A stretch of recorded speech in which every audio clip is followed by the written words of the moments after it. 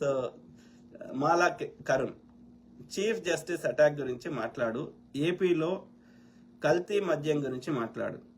ఏపీలో కల్తీ మద్యం గురించి నాకు పూర్తి అవగాహన లేదు, బట్ ఏపీ అనేది అది ప్రభుత్వాలు ఎవరున్నా సరే యూపీకి ఏపీకి పెద్ద డిఫరెన్స్ లేదు. ఇది మనం గతంలో ఎంతో అనుకున్నాం ఏపీ గురించి.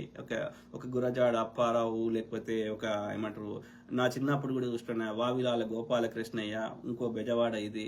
సో ఉద్యమాలకి స్వతంత్ర ఉద్యమం కూడా ఆంధ్రప్రదేశ్లో బ్రహ్మాండంగా జరిగింది. గాంధీ గారు యొక్క సౌత్ ఇండియా పర్యటనకు వచ్చినప్పుడు బెజవాడలో ఒక ఏమంటారు మిగతా రాజకీయ నాయకులు అదంతా అది డెఫినెట్లీ ఉంటుంది. అది కాకుండా ఒక వేశ్య తన యొక్క శరీరం మీద ఉన్న నగలన్నీ ఇచ్చేసింది నువ్వు స్వతంత్ర ఉద్యమం పోరాటం చేయాలి అంటే. నేను చెప్తున్నా అంటే ఉద్యమాలకి, యాక్టివిజంకి, ఒక ప్రోగ్రెసివ్ థాట్స్కి పుట్టినిల్లుగా ఇది ఆంధ్రప్రదేశ్ ఉండేది గతంలో. కానీ లాస్ట్ కొన్నేళ్ల నుంచి ఈ మనువాద కాన్సెప్ట్ ఈ మొత్తం యూత్ని చెడగొడుతున్నారు. ఒక ఎందుకు పనికి రాకుండా చేస్తున్నారు. ఆ యొక్క డే టు డే ప్రజా సమస్యల మీద చర్చలు లేకుండా చేస్తున్నారు. ఒక సినిమా సైడ్ ఏదో ఒక వ్యాపకం పెడుతున్నారు, కానీ వాళ్ళకి ఎంప్లాయ్మెంట్ కానీ, వాళ్ళ బతుకులు మార్చడం కానీ, వాళ్ళ చేతిలో పైసలు ఉండేటట్టు చేయడం కానీ, మెజారిటీ యొక్క ముఖ్యంగా బీసీ ఎస్సీ ఎస్టీ యొక్క యువతని యొక్క ఏమంటారు ఒక ఉన్మాదంకి, ఒక డ్రగ్స్కి, ఒక అన్ని రకాలుగా చెడగొడుతున్నారు వాళ్ళని. ఓకే, అది యూపీకి ఏపీకి బిగ్ డిఫరెన్స్ లేదు. యూపీ ఇంకా కొంచెం వరస్ట్ ఉంది, బీజేపీ పాలిత రాష్ట్రాలు. ఇది ఏపీ కూడా పెద్ద దూరం లేదు. ఓకే, సో ఇది వెరీ అన్ఫార్చునేట్. చీఫ్ జస్టిస్ మీద అటాక్ అనేది ఎవరు చేయకూడదు. ఓకే, ఎవరి మీద ఎవరు చేయకూడదు. ఏ సమస్య ఉంటే దానికి కోర్టు అయితే కోర్టు ఉంది, గవర్నమెంట్ ఉంది, లేదు ఈ వ్యవస్థలో దొరకకపోతే మీడియా ఉంది, ఇవన్నిట్లో దొరకకపోతే రోడ్డు మీదకి వచ్చి ధర్నా చేసే అవకాశం ఉంది. ఉన్నప్పుడు నీకు న్యాయం దొరకపోతే న్యాయం కావడానికి అనేక వేదికలు ఉన్నప్పుడు ప్రజాస్వామికబద్ధంగా ఆయుధాలు పట్టుకోకుండా, ఫిజికల్ వైలెన్స్ చేయకుండా, ఇప్పుడు ఆ కిషోర్ వాదన్నే కరెక్ట్ అనుకుందాం జస్ట్ చర్చ కోసం. ఓకే అన్నప్పుడు ఆయనకు వేరే అవెన్యూస్ ఉన్నాయి కదా. కాబట్టి జడ్జి మీద చెప్పులు ఇసిరేయడం వల్ల ఇప్పుడు తీర్పు నీకు అనుకూలంగా ఇప్పుడు ఆ జడ్జి మంచోడు కాబట్టి ఆయన ఏమి ఇంకా కొత్తగా ఏం చర్యలు తీసుకోలేదు. ఇప్పుడు ఆయనకు సుప్రీం అధికారాలు ఉన్నాయి కాబట్టి ఆ అధికారాన్ని వాడుకొని ఆయన ఏమని చేయగలుగుతుండే. ఆయన ఇప్పుడు ఈయన ఒక 20 ఏళ్ళు జైలు శిక్ష అంటే ఎవడు ఆపేటోడు. సో కాబట్టి physical violence is not acceptable. అది ఏ కులమైనా, ఏ మతమైనా, ఎవరైనా సరే ఒక మినిమం ఎథిక్స్ మోరల్స్ ఉండాలి. కానీ వాళ్ళకి ఏంది అంటే దే పర్పస్ఫుల్లీ ఒక సిచ్యువేషన్ క్రియేట్ చేస్తారు. ఎవరు ఈ బీజేపీ ఆర్ఎస్ఎస్ వాళ్ళు చేసి చెప్పుకోవడానికి లేదు, దోసుకున్నదే ఉన్నది. కాబట్టి ఎంతసేపు చర్చ మతం చుట్టే తిప్పాలంటే హిందువులను కొట్టాలి, చంపాలి, ముస్లింలు కొట్టినని ప్రచారం చేయాలి, లేకపోతే పాకిస్తాన్ మీద బురద వేయాలి, లేకపోతే పాకిస్తాన్ మీద 4 బాంబులు వేసినట్టు నటించి మనకి ఎంతసేపు మన దృష్టిని వీళ్ళ దోపిడి నుంచి దృష్టి మరల్చాలి. ఇప్పుడు అక్కడ కూడా మతం చుట్టూ తిప్పాలి, చర్చని మతం చుట్టూ తిప్పాలి. లేకపోతే ఆయనంతటా ఆయన దిగిపోయేటట్టు కానీ, లేకపోతే అక్కడ దిగిపోయే సిచ్యువేషన్ తేవడం కానీ కుట్ర చేయాలి. ఎందుకంటే వీళ్ళకి అనుకూలంగా తీర్పులు ఇవ్వకపోతే వాళ్ళని కుట్ర చేస్తారు.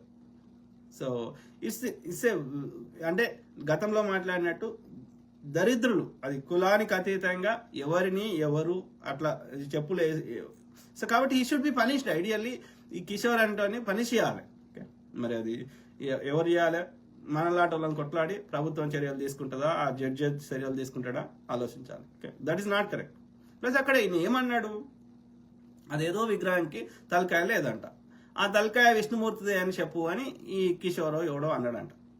సో అంటే అది ఎవరిదో నాకు తెలియదు, ఇది మా పరిధిలోకి రాదు, కోర్టు పరిధిలోకి రాదు. అది పిల్లేసిరంట, పబ్లిక్ ఇంట్రెస్ట్ లిటిగేషన్. ఓకే, ప్రజావాజ్యమా, ప్రజాయోజన ఏదో సో తెలుగులో పబ్లిక్ ఇంట్రెస్ట్ పిల్లేస్తే ఇది మా కోర్టు పరిధిలోకి రాదురయ్యా, ఇది పురావస్తు శాఖలోకి వస్తుంది. కాబట్టి ఆ పురావస్తు శాఖను పోయి అడుగు అంటే వాడు ఒకసారి చెప్తే, 2 సార్లు చెప్పినా, 4 సార్లు చెప్పినా కంటిన్యూస్ అక్కడ చర్చను లేకుండా డిస్టర్బ్ చేసుకుంటా కంటిన్యూస్ గా ఇది చేస్తే ఏమైనా చేసుకోపోరా, ఆడ బుద్ధి ఏదైనా పెట్టుకోపో, మాకు సంబంధం లేదు అంటే బేసికల్గా హీ డినైడ్. మేము ఇది మా పరిధిలోకి రాదు, దీంట్లో నన్ను ఇన్వాల్వ్ చేయకు అని చెప్తే వీనికి మండి ఈ 70 ఏళ్ళ ముసలానికి, ఈ కిషోర్ అంటానికి వీడు షూ విసిరేసిండు. కరెక్టా? అది కరెక్ట్ కాదు కదా.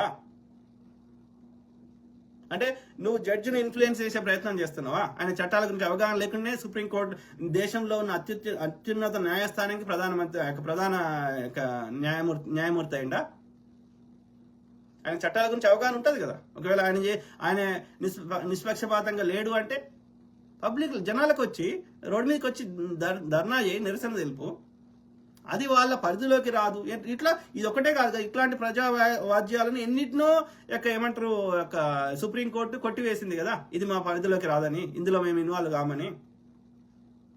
సో రాజ్యాంగానికి కొన్ని పరిమితులు ఉంటాయి కదా.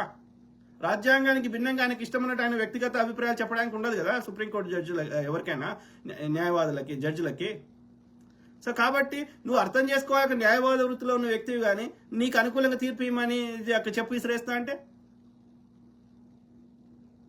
no, that's not acceptable. That at all not acceptable. We should condemn. Plus ఇంకోటి ఏంటంటే మనం గతంలో మాట్లాడుకున్నట్టు సిస్టమేటిక్ డిస్క్రిమినేషన్ ఉంది, ఒక వివక్ష ఉంది. ఇప్పుడు అక్కడ అదే జడ్జి స్థానంలో ఒక బ్రాహ్మణ జడ్జి కూర్చుని ఉంటే ఈడు ఇసిరేస్తాడా? నా అంచనా ప్రకారం 99% విసిరివేసేవాడు కాదు వీడు. సో అంటే అర్థమైంది, వాడి సబ్ కాన్షియస్ లెవెల్లో కూడా ఈ కుల వివక్ష అనేది ఉంది అనేది మనం అర్థం చేసుకోవాలి. దళితుల మీద విసిరేస్తే పెద్దగా అదేం కాదు అన్న భావన ఉన్నది వాళ్ళకి, వాళ్ళు కావాలని కాదు, అది లోపల ఉంది. అదే ఒక బ్రాహ్మణ్ మీద విసిరేయాలంటే అమ్మో పాపం ఆలోచన కూడా రాదు. So this is there. మన సబ్ కాన్షియస్ కాన్షియస్ చేస్తలేరు అంటే మన బ్రెయిన్ ఆల్రెడీ ఒక 1000 సంవత్సరాల నుంచి అట్లా తయారైంది అన్నట్టు. అర్థమైందా? ఒక బ్రాహ్మణుడు వచ్చేసి నీ బాంచం ద్వారా కాలు మొక్త అనడు. ఒక దళితుడు ఇంకోడు బీసీ, ఎస్సీ, ఎస్టీ అంటాడు. ఎందుకంటున్నాడు? వాళ్ళ బ్రెయిన్ ఆల్రెడీ అట్లా చేయబడ్డది 1000 సంవత్సరాల నుంచి. కాబట్టి వాళ్ళు కాన్షియస్గా చేస్తలేరు, కావాలని చేస్తలేరు. ఆ యొక్క తరతరాల నుంచి అది అట్లా చేయబడ్డది, బ్రెయిన్ అట్లా డిఫరెంట్గా చేయబడ్డది. అర్థమైందా? కాబట్టి ఈ బానిస మెంటాలిటీ నుంచి బయటకు తీసుకురావాల్సిన అవసరము ఈ బీసీ, ఎస్సీ, ఎస్టీ శూద్రులకి చేయాల్సిన అవసరం ఉంది. నువ్వు తక్కువ కాదురా అయ్యా, నువ్వు అన్నిట్లో ఈక్వల్ అని చేయాల్సిన అవసరం ఉంది. అటనే ఆ మనువాదులకి వాళ్ళు నువ్వు గొప్పోడివి అన్న భావన వానికి ఉంది కాబట్టి కాదురా అయ్యా, బీసీ, ఎస్సీ, ఎస్టీలు శూద్రులు కూడా మా లెక్కనే అమ్మ యోని లెక్కలు వచ్చిర్రు, మేమందరం సమానము అన్న వాళ్ళ యొక్క ఆధిపత్య ఆ యొక్క మెంటాలిటీని వాళ్ళ మెంటాలిటీని, ఆ మనువాద మెంటాలిటీని ఈ యొక్క బ్రాహ్మణ మనువాదుల నుంచి తీసేయాల్సిన అవసరం ఉంది. అట్లనే ఈ బానిస మెంటాలిటీ ఉన్న ఈ శూద్రుల దగ్గర ఉన్న బానిస మెంటాలిటీని తొలగించాల్సిన అవసరం ఉంది. అప్పుడే ఈ సమానత్వం వస్తుంది.